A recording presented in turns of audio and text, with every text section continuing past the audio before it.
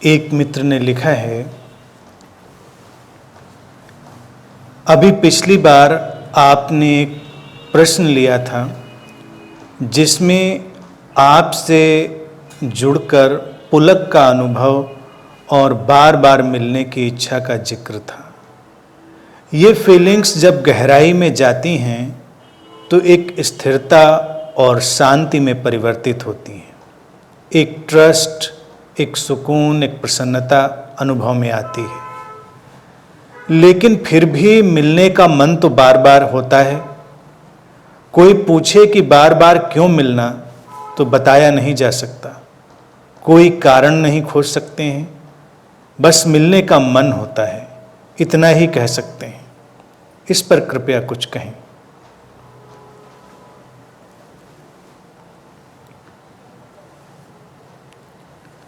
मिलने का मन, ये जीवन की सर्वाधिक सहज और सुंदर अभिव्यक्तियों में से एक है। ये जीवन का उत्सव है, सेलिब्रेशन ऑफ लाइफ है। मिलना जुलना ही तो जिंदगी है।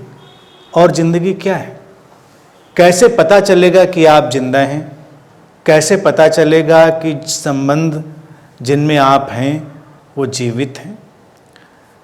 तो हमारे भीतर कितनी भी स्थिरता क्यों ना हो, कितना भी ठहराव हो, कितनी भी समझ हो, लेकिन मिलने का मन तो करेगा। वो स्वाभाविक है।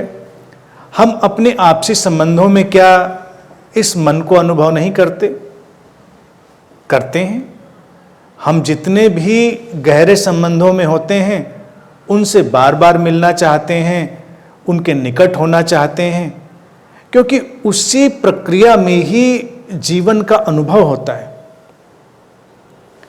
ऐसा तो कोई व्यक्ति नहीं होता जो किसी के गहरे प्रेम में हो और कहे क्या मिलना जुलना, मिलने जुलने में क्या रखा है, हम अपनी छत के नीचे, तुम अपनी छत के नीचे। इसीलिए परिवार भी बनते हैं, इसीलिए मित्रताएं होती हैं, इसीलिए समाज का एक दायरा विकसित होता है। ये खूबसूरत है, सहज है। लेकिन अध्यात्म के जगत में क्या है कि बहुत सारी ऐसी झूठी बातें चलती हैं जिनसे लोग थोड़ा कंफ्यूज हो जाते हैं। जैसे यहाँ आत्मा और आत्मिक मिलन की इतनी बातें की जाती हैं कि लोगों को लगता है कि शरीर के तल पे मिलने जुलने का औचित्य कुछ हल्का है, कुछ नीचा है। यानी कि लगता है कि अगर हम बहुत विकसित होंगे तो हम तो आत्मिक तल पे मिलेंगे, ना आएंगे ना जाएंगे, बस मिलेंगे। कौन मिलता है? ढूंढ के लाइए हमको। पूरी दुनिया में एक आदमी ढूंढ के लाइए जो बिना मिले मिलता हो। बिना मिले भी मिलने का एहसास तुमको तभी होता है जब तुम मिलते हो। अगर तुम किसी से मिले ही नहीं तो तुमको मिलने का एहसास भी नहीं होगा, उसकी स्मृति भी नहीं होगी, उसका स्वाद भी नहीं होगा। तो अध्यात्म के जो बहुत सारे छद्म स्यूडो प्रोसेस हैं उनसे हमें सावधान रहना चाहिए, क्योंकि वहाँ पर तमाम चीज़ों को हम कमतर करके आंकने लगते हैं, हम उनको थोड़ा नीचे तल का मानने लगते हैं। और ये बात घूम फिरकर हमारे शरीर की निंदा से ही जुड़ी हुई है। ऐसा लगता है कि शरीर से आना जाना मिलना, तो फिर किससे आएंगे जाएंगे और मिलेंगे? शरीर ही तो हमारे पास एक व्हीकल है, एक यंत्र है। तमाम कल्ट आत्मा आत्मा आत्मा, इतनी बात आत्मा की कर डालते हैं कि व्यक्ति का सामान्य जीवन ही डिरेल्ड हो जाता है, उसकी सामान्य जिंदगी ही पटरी से उतर जाती है। और आत्मा का अनुभव, अगर उसको आप बहुत झकझोर कर पूछें तो बताने में सक्षम नहीं होगा कि क्या है, क्योंकि इस शरीर के धरातल पर खड़े होकर ही हम सब कुछ अनुभव करते हैं। ये बेईमानी तो नहीं है। ये बोलना, ये सुनना, ये जितनी भी प्रक्रियाएं हैं वो सब शरीर के तल से घट रही हैं। यहाँ तक कि जो मानसिक, भावनात्मक और आध्यात्मिक प्रक्रियाएं हैं वो भी शरीर के तल से ही घट रही हैं। तुम मौन में जाना चाहते हो, ध्यान की गहराई में जाना चाहते हो, शरीर का व्हीकल चाहिए, शरीर का यंत्र चाहिए। बिना उस यंत्र के तो संभव नहीं कि तुम उन चीजों को भी अनुभव कर सको। तो ऐसे अनुभवों को हमें मूल्य देना चाहिए, कीमत देनी चाहिए। खूबसूरत है, जिंदगी छोटी है, बहुत बड़ी नहीं है। आप लोगों से मिलते हैं, कितनी बार मिलते हैं? कई बार तो आप बस उंगलियों पर उनको गिन सकते हैं। और हमारे यहाँ अनंत में तो आप अगर हमसे अभी के शेड्यूल में अगर मिलने की प्रक्रिया जारी रखें और पूरी मेहनत से, पूरी इंटेंसिटी से, पूरे डेडिकेशन से जारी रखें, तो चूंकि हमने प्रोग्राम ही इतने कम रखे हुए हैं, तो साल भर में भी आप उंगलियों पे ही गिन के मिल पाएंगे। और छोटी सी जिंदगी में इतनी मुलाकातें तो देखा जाए बहुत कम है। ये मिलने जुलने का ही तो सेलिब्रेशन है, होना चाहिए, उसमें कोई बुराई नहीं है। तो ये मन अगर करता है तो कभी ऐसा न सोचें कि ये तो शायद गलत हो रहा है, कि अगर मैं तो तृप्त हो गया, सेटिस्फाइड हो गया, तो ये मन हमारा क्यों होना चाहिए।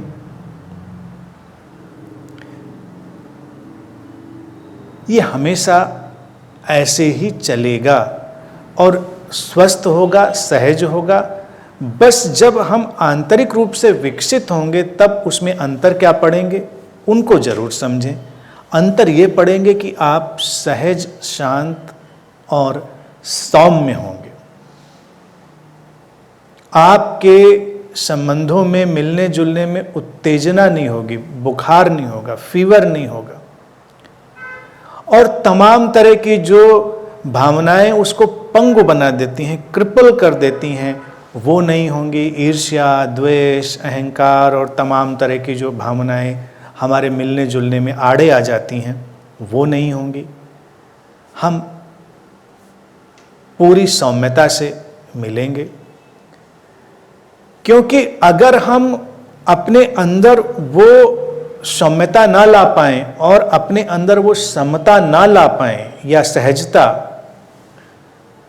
तो मिलकर भी कहाँ मिलते हैं। समस्या आज के जीवन की तो यही है कि लोग मिलकर भी नहीं मिलते, एक छत के नीचे रहते भी अजनबी जैसे बने रहते हैं। तो वो एक और बड़ी समस्या है कि आप आमने सामने तो हैं, लेकिन आपने अपने ऊपर इतने आवरण ओढ़ रखे हैं, इतने जिरह बख्तर ओढ़ रखे हैं, इतनी आपने चार दीवारियां अपने चारों तरफ बना रखी और सबने बना रखी हैं, तो कोई मिलता ही नहीं। दिखता है कि लोग मिले, लेकिन वो बस मिलते मिलते जैसे लगे, लेकिन वो मिलते नहीं। ये बहुत बड़ी आजकल की दुर्घटना और आजकल के वक्त की सबसे बड़ी समस्या, और जितनी उलझने हैं उनका सबसे बड़ा हिस्सा इसी समस्या से आता है कि मिलकर भी कोई मिलता नहीं। और फिर जिसको मैं कहूँगा आध्यात्मिक समझ, वो है सचमुच में मिलना, बिना चार दीवारी के, बिना जिरह बख्तर के, बिना बीच में कोई अटकाव लाए। तो वो मिलना क्वालिटी पैदा करता है, वो गुणवत्ता पैदा करता है। उसमें पॉजिटिवनेस नहीं होती है, उसमें कोई आक्रामकता नहीं होती है, लेकिन मिलना गहरे तल पर घटता है, क्योंकि तुम सचमुच में मिलते हो, और वो जीवन को समृद्ध करता है। इस तरह से कोई किसी से कुछ पल भी मिल पाए तो वो इतना समृद्ध करने वाला अनुभव होता है कि पूरा जीवन उन पलों की स्मृतियों में निकल जाता है। तमाम ऐसे उदाहरण हैं, कितनी कविताएं, कितने गीत, कितना साहित्य इस बात पर लिखा गया, क्योंकि वो अनुभूति इतनी गहरी थी कि तुमको चलाए रखने का एक संबल बन जाती है। वहां पर यह है कि तुम दूर होकर भी उस मिलने को अनुभव कर सकते हो, क्योंकि वो टाइम और स्पेस के, स्थान और समय के परे चला जाता है। लेकिन जब तक वो घटना ना घटे तो सब खाली खोखला रह जाता है, कुछ भी किसी को छूता नहीं, और लोग इसीलिए अपने अंदर बहुत ही निराश और एम्प्टी अनुभव करते हैं। तो मैं तो हमेशा स्वागत करता हूँ मानवीय व्यवहार और मानवीय भावनाओं का। उनमें आध्यात्मिकता का ऐसा पुट न डालें जिससे बड़ी समस्याएं पैदा हो जाएं। कोशिश करें सामान्य बने रहने की। सामान्य में ही मनुष्यता के फूल खिलते हैं, सामान्य होने की जमीन में। अब जैसे आजकल का वक्त है, तुम किसी से बात करना चाहते हो तो बात करो, बेशक बात करो, वही ज्यादा अच्छा होगा कि तुम बात करो। तुम उसके पास जाकर बात करो तो ये बहुत अच्छा होगा। लेकिन हमें आज फोन ने, मोबाइल ने सुविधा दी है कि हम वैसे भी बात कर सकते हैं, तो वो एक अल्टरनेटिव अपनी जगह ठीक है। फिर आप मैसेज से बात करना शुरू कर दें तो कुछ दिनों में आप एक अलग किस्म के डिप्रेशन के शिकार हो जाएंगे। और जब से सोशल प्लेटफॉर्म पे तमाम मैसेजिंग प्लेटफॉर्म आए हैं, लोग तो अपने घरों में बैठकर भी मैसेज से ही बात कर लेते हैं, एक कमरे से दूसरे कमरे में। खाने की टेबल पर भी आना है तो आवाज़ देने के बजाय मैसेज ही चला जाता है कि खाना लग रहा है, आ जाओ। और फिर खाना खाने के बाद मैसेज में ही बता देते हैं कि आज खाना अच्छा बना था। अब ये तो बीमारी बढ़ने वाली है। इसी का पहलू अध्यात्म में लोगों ने ऐसे ओढ़ा हुआ था कि हम तो बस सूक्ष्म में सब बातें करते हैं, अपनी कल्पना के घोड़े दौड़ाते हैं, सूक्ष्म में बातें करते हैं, मिलते हैं तो एक हेलुसिनेशन की दुनिया पैदा कर लेते हैं। ये जो आज चल रहा है सोशल और मैसेजिंग प्लेटफॉर्म से, ये न्यू एज हेलुसिनेशन है। ऐसा न समझे कि हेलुसिनेशन की कोई पहले की स्थिति थी और आज की नहीं। आज का एक न्यू एज हेलुसिनेशन कि आपको लगता है कि आप मिल रहे हैं, लेकिन आप कहाँ मिल रहे हैं। आप तमाम ऐसी सोशल साइट्स पर हजारों मित्र बनाते हैं, लेकिन क्या कोई भी एक मित्र होता है आपका? कोई एक भी आपका दुख दर्द पूछने वाला, जानने वाला होता है? आप अपनी आईडी बंद कर दें, कोई पूछने वाला नहीं होता कि भाई क्यों बंद कर दी। आप 4 दिन पोस्ट ना करें तो कोई पूछने वाला नहीं होता क्या बात है, 4 दिन से कोई पोस्ट नहीं करी आपने, सब ठीक ठाक है। तो ऐसे मित्र होने चाहिए, ऐसे लोग होने चाहिए आपके आसपास जीवित, जो कम से कम इतना कंसर्न तो रखें। लेकिन उन प्लेटफॉर्म्स ने न्यू एज हेलुसिनेशन पैदा किया है। उसमें लोग डिप्रेस्ड हो रहे हैं, उसमें लोग सुसाइडल टेंडेंसीज में जा रहे हैं, तमाम तरह की चीज़ें।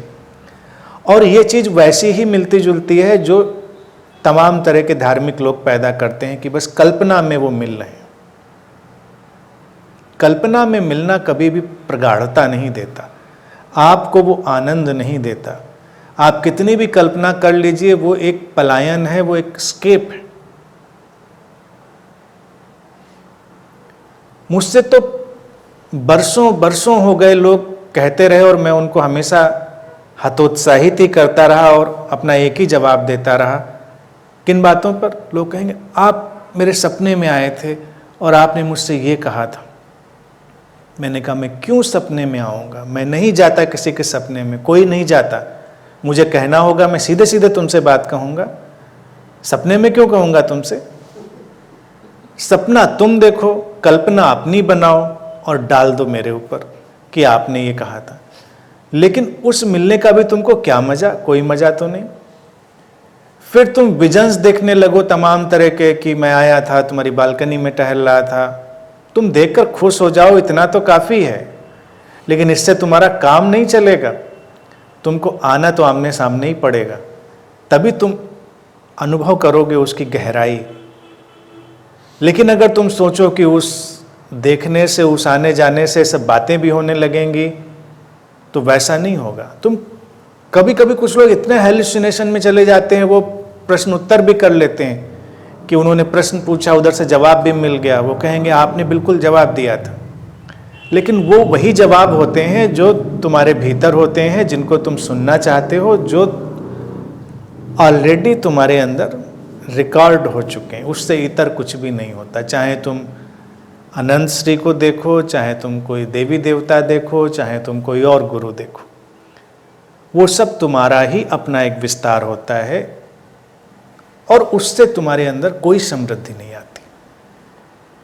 इसलिए जब तक सांसें हैं, जब तक धड़कन है, जब तक हम चलते फिरते हैं, तो इस मिलने जुलने का उत्सव चलते रहना चाहिए। यही प्रेम का उत्सव है, जीवन का उत्सव है। इससे खूबसूरत और कुछ भी नहीं।